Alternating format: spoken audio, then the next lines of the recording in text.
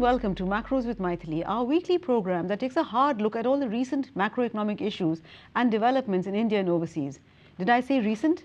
Allow me to correct that, for there is one issue that's eternal, at least as far as India is concerned: the overwhelming role and hold of gold over our psyche as well as the economy. The irony can hardly be lost on anybody. A country with close to a third of its population below poverty line also has the largest hoard of private gold, 22,000 tons according to most estimates, including that of the World Gold Council.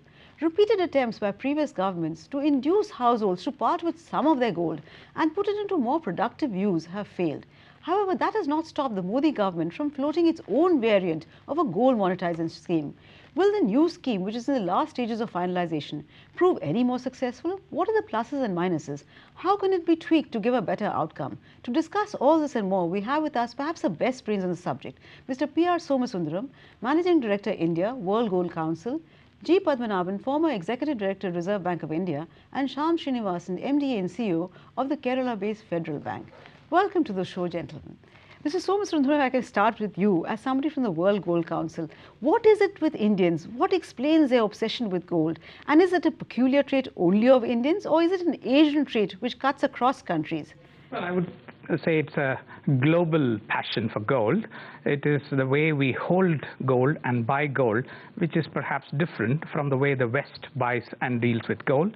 It's a lot of social and economic reasons: inflation, part of women's wealth. So many factors have shaped what we have today as one of the biggest buyers of gold. And how do you see the medium-term outlook? Do you think the obsession for gold, the demand for gold, the passion will remain undiluted, or will people also go the Western way and slowly the obsession with gold will calm down? Well, as we see it, given where we are placed, and we think that the demand will remain robust. And the Asian countries are facing this, including China, which is the next biggest buyer. So we believe it will be robust for at least a few decades. But we just saw gold imports in the last month's trade data. The gold imports have fallen marginally. So does that seem to suggest that actually over the period of time, gold demand will come down, imports will come down? Well, it is still hovering around 800 to 1,000 tons if you take the last 10 years. So 1 year it will be 900, another year it will be 820. So barring those few changes, we are in the range of 800 to 1,000 tons. And we still have a large number of people who will become first-time savers in the next 5-10 years when growth comes back. And will gold mean anything to them? Absolutely. So there is a latent demand there, plus existing people continuing to save in gold. So I think it is something which we are going to face for a long time to come.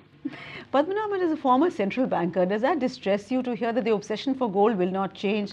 1,000 tons annually, and going forward maybe it will increase a little bit more. What is it about the import of gold, the consumption of gold, that worries central bankers? Mythili, actually, I think the obsession for gold in India will continue, but one difference that we are seeing of late is that people have started investing in gold as a part of their investment purpose. I think if the scheme initially targets that set of people who want to hold gold or invest in gold for the purpose of returns, then perhaps that's a good starting point to look at the success for this scheme.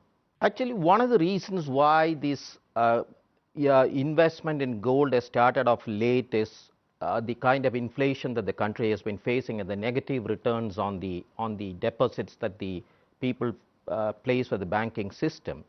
So given that now it's a time when the inflation is probably turning, and the return on the gold, if you are able to give a reasonable return for these gold products, then probably that's the time to look at it. I think the past history of low savings is something which could turn once the inflation numbers start coming down. Mr. Srinivasan, as a CMD of a Kerala-based bank, where of course we all know gold is a huge obsession, how do you see the latest scheme? Are you upbeat about it? I do believe that the demand for gold will be quite significant. Having said that, we all know that the population dynamics, demographic change are all driving behavioral change in India. But the core demand will I guess continue. It's not so much as Kerala. South India has today about 40% of the gold holdings in the country.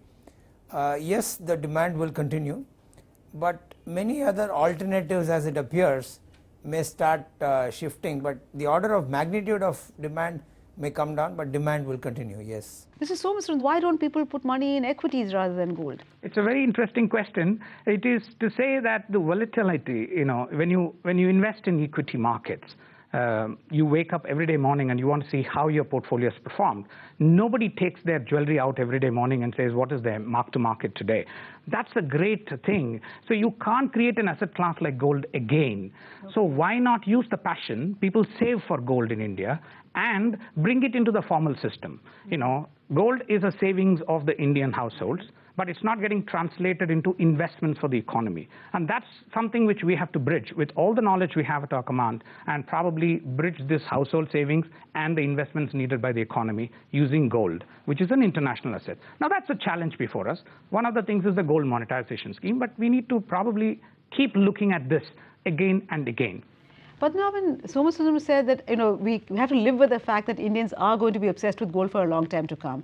And the only way we can actually make it more productive is to think of innovative schemes. But the fact is that we've had schemes in the past as well. There was that 1999 scheme which has just garnered all of 15 tons. So what was wrong with that scheme really? Why did it garner so little?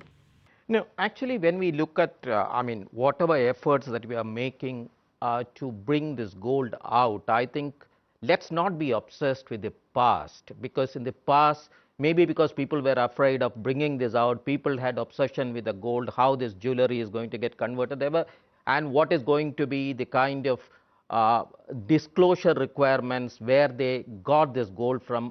Several factors have come in the way of the past schemes becoming successful. But given the fact that one of the major issues that we are facing, particularly with reference to the continuing import of gold and its impact on the balance of payments, which becomes an issue for the markets as and when the markets turn slightly nervous, I think it's important that we keep innovating and try to bring in new schemes to see whether in what manner it can succeed. And even assuming that we are able to bring out just about 5 to 10% of what is with the Indians today, I think still that would be a good starting point as far as I'm concerned.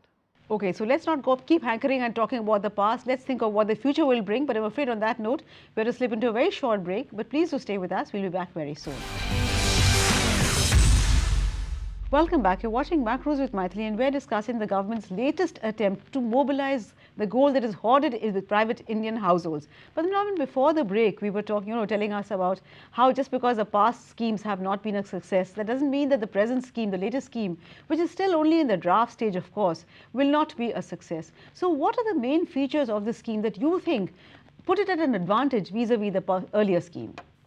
See, the advantage is that clearly we are trying to give a gold-related return, probably a tax break, and whether ultimately this will come when the final scheme is being announced, there is some incentivization for the banks in terms of the gold collected being reckoned for the CRR, SLR requirements, and also the flexibility to convert this gold into foreign exchange. Several kind of SOPs have been built into the scheme, which all the stakeholders, there is a little bit to take home about. So once they put all these details, I think the devil is ultimately going to come out in details. If these details, I think if the government gets it right, I think probably this scheme has a better chance of success than all the past schemes. So, Mr. Sir, which of the features of the scheme that Padmanabhan just listed, to your mind, are the biggest pluses, and which are the particular aspects that you think really need to be tweaked if this scheme, the latest scheme, is to be a success? I think the fact that the deposit is at 30 grams, we have in fact suggested it should be as low as 10 grams in line with Turkey, etc. So that's a good one. Certainly, even 30 grams is a very good way of bringing retail people. As Mr. Padmanabhan rightly said, incentivizing banks, and particularly in the initial period, you've got to incentivize every stakeholder, and particularly the banks. If people think of gold in India, right now they think of the jewelry trade, which has done a fantastic service, but they should now start thinking of a bank, actually. And that, only these schemes can do it. So maybe we could look at the CRR exemption. There is also some things about, we have a huge duty today. So to the extent a bank collects a certain amount of gold under the scheme, would they be able to import without duty? So that becomes a great incentive for them. So there are many ways of working this. As he rightly said, the devil is in the detail. We have come to it the second time. We need to make it work. It is good for gold and it is good for India. And it's good for the consumer at the end of the day. I would in fact go to the extent of saying the coin, the launch of an Ashok Chakra coin, is also a form of monetization. Why do I say that? Because today people drop jewelry into the temples. Becomes a bit of an issue, very sticky, because the temples don't want to melt it. Now, if they... Why is that so? I would have thought people have attachment to jewelry, but why would temples have attachment to jewelry? Well, they might lose the value. You know, there are various factors which go into it. But what would happen is, if we can change the habit a little bit and make people deposit these standard coins into the temple, you know, after all, it's a holy collection. Now, prospectively, monetization becomes easier because those coins, without getting melted, can come back into the banking system. Now, this will take a while before it starts, but it's a good start to have. So it is not that coins are going to increase demand. Yes, it is going to increase the demand in the right way, but it will also help monetization in the future. But if you talk about temples being reluctant to, you know, kind of monetize and melt their gold, how much more difficult would it be for individuals who have a sentimental attachment to the piece of jewelry? So do you see a scheme like this where people have to really melt the gold? They have to get it assayed. There are also certain other impediments. You cannot just give the gold, your jewelry, to the bank. You have to go to an assaying center, get it melted. So will that not be a deterrent? You'll be surprised. We did a survey with FICCI. People actually, in order of preference, they would like to melt the jewelry before they melt a bar or a coin. It was interesting because the jewelry anyway needs to be melted to make it very modern. So they, as long as it is a trustworthy service, we believe there is a huge chance of success. Now, how the banks work with their customers, how they make it quicker, and as he rightly said, devil is in the detail, that is where the success lies. But in terms of people's inclination to melt jewelry, and I think there is a huge number of people who said they would first melt jewelry rather than melt other forms of gold. Does that come as a surprise to you, Mr. Padmanabhan, that people seem to be more attached to bars of gold and coins rather than as jewelry, number one? And my second point really is that you spoke about the tax and the worries of the taxmen coming after you. Since in the days of computerization, even if the government declares that we're not going to ask you any questions, will that lingering fear always be there? Yes, I mean, let me start with the first part of the question that you raised. I think I don't, as of now, share the optimism entirely that Mr. Somasundaram shares about the people being more than willing to give up their gold holdings and convert jewelry. Yes, I mean, the survey would have come to that conclusion, but I think one of the selling points, if at all this is going to be successful, is what Mr. Somasundaram said. I think today no granddaughter is prepared to wear the jewelry of the grandmother because the fashion is all changed. So that's one selling point. But the problem is the time that is going to be taken for the assaying, the loss in the value of the gold or the amount of gold that is going to get converted. All these issues will have to be tackled before people come forward. And having said that, let me also add that in between when there was some kind of an attempt from the government and the Reserve Bank of India to mobilize this temple gold, I think we ourselves were slightly surprised at the kind of resistance that came about and the kind of related issues that came about. So this is an issue. I think the entire success of the scheme is going to depend on to what extent we are able to change this mindset by giving enough sops to various stakeholders. And unless we get that right, I think the starting is going to be difficult. But once we get it right, I think this is something that we should experiment with. If investing in financial assets were to become much easier, then maybe people would not turn to gold. Inflation is one reason, of course, but today it becomes so difficult if you really want to invest either in an equity, most certainly, but also even in the case of a bank, the extensive KYC documentation, etc., that's required, that makes it much more difficult for banks to access household savings as compared to going and buying a piece of gold from a jeweler. You can do it with cash. So is the Reserve Bank of India and the banking system in general in India wanting on that front? See, now, of course, I cannot talk on behalf of the Reserve Bank of India, but having where I left the Reserve Bank of India, I think already efforts are on to simplify the KYC norms. That's on. But having said that, please understand that as far as the investment in financial assets is concerned, people who are used to seeing this gold for ages, they are much more comfortable investing in gold rather than equity. The point that Mr. Somasundaram also made, nobody looks at what's the mark-to-market value of gold every day morning. So that part of it becomes a little bit difficult. And secondly, when the banks, even when the banks are allowed to deal in gold, one of the issues tomorrow, if they are going to be allowed to deal in gold again, there must be no kind of restrictions like you can sell coins, but you cannot buy coins, etc., etc. The main purpose, the scheme has to achieve the recycling of domestic gold in the best possible manner. And that must be the main aim with which all the stakeholders work. Padmanabhan, you spoke about the fact that, under this scheme, people can get back their gold as being a major deterrent. Can you explain that? Why is that a deterrent? How do you see it? In fact, I think that's one part of the scheme that worries me. If we think that people are prepared to give up the gold and they are prepared to get a return to buy a more modern jewelry in the future, I do not see why we should give this option of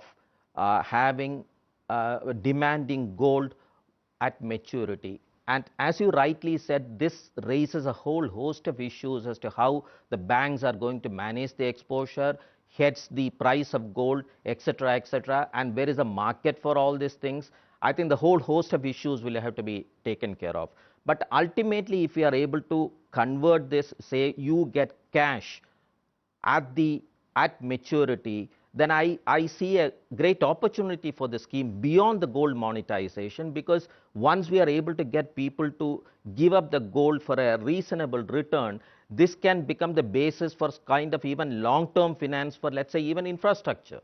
I think we are talking about 20 or 22,000 tons. So ultimately, the aim must be to convert this or monetize this completely rather than keeping a future liability on the banks, and that, in my mind, creates complications. Absolutely. There are a host of complications, particularly when you're talking about 22,000 tons of gold, which is 55 lakh crores. But I'm afraid on that note, we have to slip into another very short break. But please do stay with us. We'll be back very soon.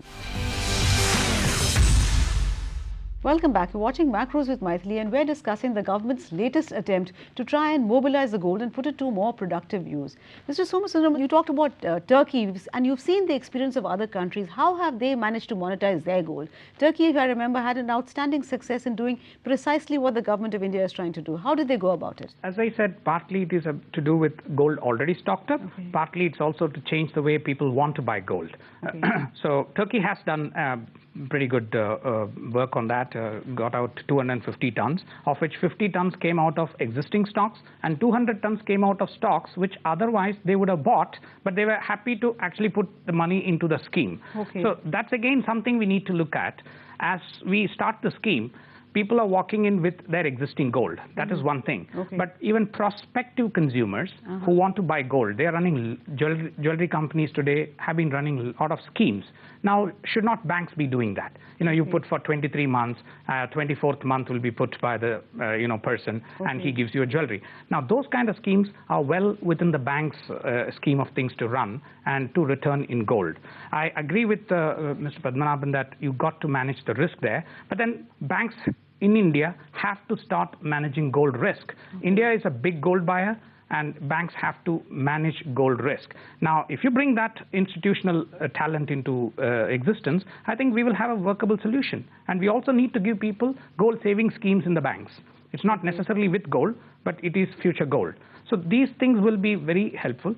The key thing is infrastructure, melting centers, very reliable, credible. So that is important, and that we have to develop in India. Padmanabhan, can banks in India, are they really equipped to manage the gold risk, as Mr. Somasundaram put it? Or is it that we don't want to go into those kind of uncharted areas?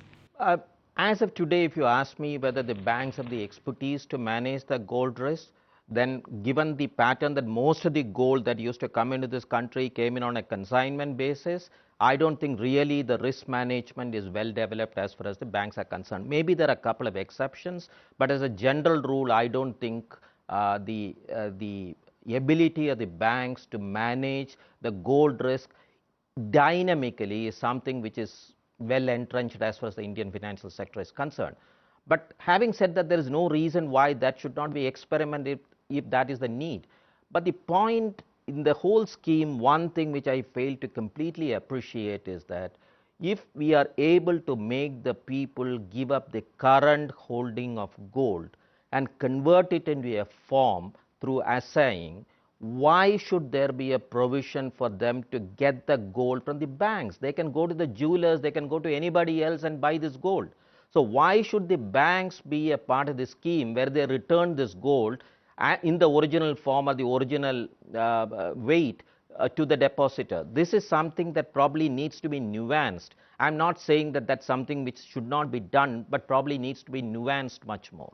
This is a question that I just can't resist asking you, Padmanabhan. As a former Reserve Bank of India official and a very senior official at that, you know, the Reserve Bank of India keeps telling people that, look, don't invest your money in gold. But the RBI not so long ago went and bought some gold when the IMF was selling. Now, why does the RBI not walk the talk?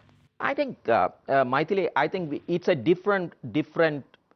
different issues that we are talking about. One is a question of diversification of your foreign exchange. Other is buying foreign exchange or spending foreign exchange to buy the gold. I think Reserve Bank of India's reserves being diversified into gold and somebody in this country converting rupee into dollars and then buying gold, these are two different propositions. So I think to equate these two and say that why doesn't Reserve Bank walk the talk, even after I have left Reserve Bank of India, I would say it is being unfair to Reserve Bank of India. Mr. Srinivasan, Mr. Padmanabhan spoke about how banks are not equipped to deal with what he called the gold risk, the fact that gold prices are volatile, maybe not as volatile as the equity market, but still fairly volatile. Would you agree that banks are not equipped? I won't say not prepared. You know, it's not of the scale so far, so you can't quite say that we are not prepared. Banks will certainly get more ready for it as the scheme catches fire and there is more volume and momentum behind it. But I'll go back to my point that I mentioned, the incentives, the conveniences that come around the scheme, which makes volumes come through, and people are either coming in large numbers to the branches of the banks or in any form to place the gold, then I think the preparedness will certainly increase. So banks are ready to be equipped. If you take the last massive exercise over the last year of Jan Dhan, over 15-16 crore accounts have been opened almost seamlessly. Yes, there was pressure in the branches and the various operating units, but today you could sort of gladly say that 15 crore accounts have been opened without sort of any incremental breakdown or cost structure that has broken the bank. So programs like this are run with intensity and appropriate visibility. Banks' preparedness will only increase. So I don't see that as an issue. We're coming to the end of our program, Padmanabhan. So I would ask you, what is the one major change that you would like to see in this scheme? Is it about the payment in the form of gold, or is there something else, an assurance from government that the taxman will not be after you? Which do you think is the more important change that is required? I think there are 2-3 things. If they can be nuanced a little more, it would be better. First of all, if I read the scheme in the present form, it would probably need half a day for anybody to come back once they go and try to convert their gold into the and put it as a deposit under the scheme. I think maybe things, the way in which this works out a little bit, because I don't think most of the people have half a day to go and spend and then convert. So how this is going to be worked out, that is one thing that that needs to be nuanced a little more. The second aspect is I stay with my argument that probably the need to give back the gold by the banks, this is something which needs to be relooked or at least nuanced better.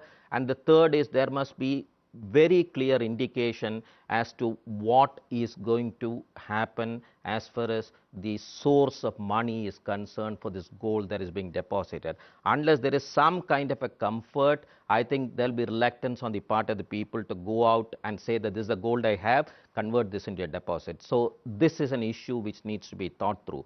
I would like to, without your asking, I would like to make one more final point, is that while CRR is very attractive, whether we are talking about CRR for the entire gold that is being actually mobilized by the banks, or for the deposit, the gold deposits, the equivalent portion in CRR would be kept in the gold form. These are two different things. If we are going to talk about the entire gold being reckoned for the CRR, then there is a monetary aspect which needs to be discussed further with the Reserve Bank of India. Mr. Somasundaram, Padmanabhan raised 3 very valid points about the kind of modifications he'd like to see. What would you like to add to them? One quick word from you. Well, I would think that we must give gold back in gold. Okay, That's the so you first disagree, confidence. you don't agree with him. That's the Okay. first confidence. Regardless we of need. how difficult it becomes for banks. Absolutely. That headache should be held by the policymakers, not by the consumer. Okay. The very important part. The second thing, as he rightly said, the entire thing is now with how Reserve Bank frames the schemes, incentives for the banks. My own thing is, initial years give lots of incentives, and then people should walk into a bank confidently for buying gold or for keeping their gold. Once we make that change, the mindset that he talked about will automatically follow, and gold will become a far more fungible asset class. Well, I'm afraid that's all the time we have in this edition of Macros with Mythili. Thank you so much, Mr. Padmanabhan, Mr. Srinivasan, as well as Mr. Somasundaram for joining us and sharing your views on the latest gold monetization scheme and the general outlook for gold in the Indian economy. Thank you also for watching, but we'll be back next week with yet another edition of Macros with Mythili. Till then, it's thank you and goodbye from all of us at ET Now.